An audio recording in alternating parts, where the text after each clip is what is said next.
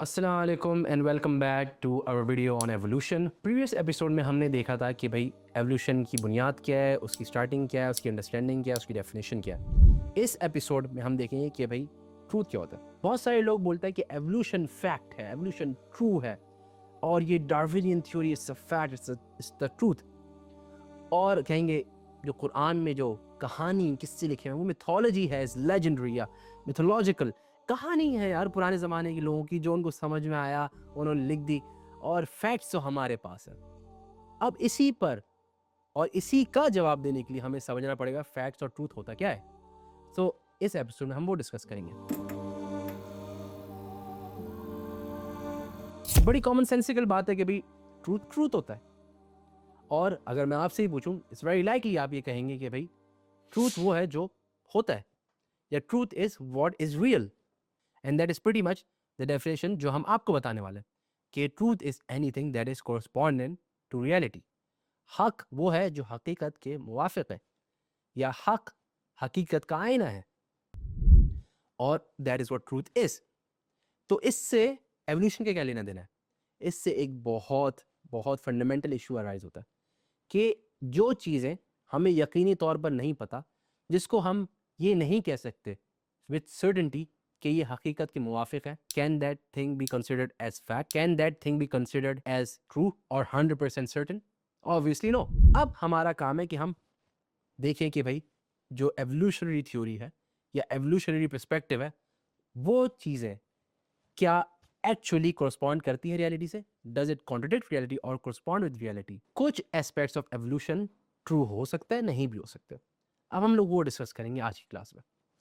Evolution itself हमने discuss कर लिया कि इसकी मुराद क्या है, उसका मीनिंग क्या है, उसका डेफिनेशन क्या है।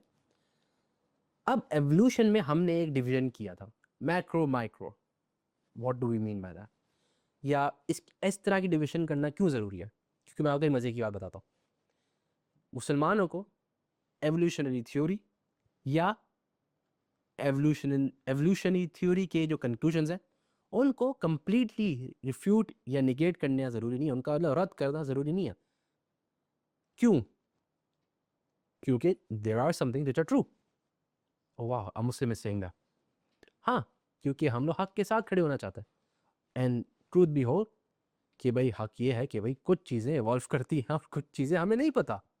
तो अभी हम वही देखेंगे कि भाई क्या चीज़ें हमें पता है और क्या चीज़ें नहीं पता। Majority of the small scale evolution जिसकी हम बात करते हैं हमने कुछ हद तक देखी नहीं, और कुछ इवन बिगर स्केल। पहला एग्जांपल देखते हैं, एंटीबायोटिक रेजिस्टेंस इन बैक्टीरिया। अब हमने बैक्टीरियाज की, जरासीम की हमने एवोल्यूशन देखी हुई है कि हम लोग उनके अंदर, उनकी एक कॉलोनी होती है, उनकी समझे जमात, सोसाइटी, जो भी बोलना चाहे बोले, उनमें हमने एक तरह से हमला किया। कोई और उनका उनमें जरासीम डाला जिसका उनको दिफा करना पड़ा।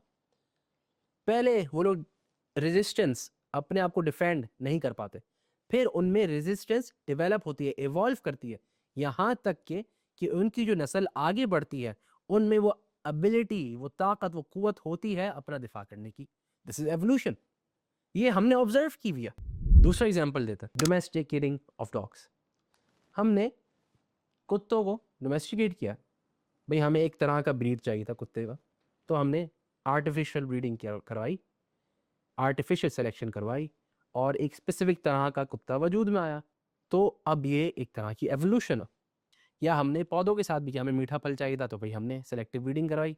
इसका नतीजा है कि भाई हमें जो चाहिए था, जिस तरह की नस्ल चाहिए थी, उस तरह की हमारे पास आई। इसको हम इस पर्सपेक्टिव से भी देख सकते हैं कि अल्लाह सुब्हानहू तआला ने ये निज़ाम रखा है टू हेल्प अस और to make life easier for us और even more enjoyable for us. लेकिन ये वो चीज़ें हैं जो ट्रू हैं, हमने देखा हुआ है भाई, ये ऑब्जर्वेबल है, दीज आर फैक्ट्स। ऑब्जर्वेबल चीज़ें जो हमें पता है विदाउट डाउट ऑब्जर्वेबल है, दे आर फैक्चुअल, हमने मान लिया। लेकिन सरप्राइजिंगली जो चीज़ें ऑब्जर्वेबल हैं, जो चीज़ें फैक्चुअल हैं, they don't contradict the Quran और सुन्ना। Then what is the issue here?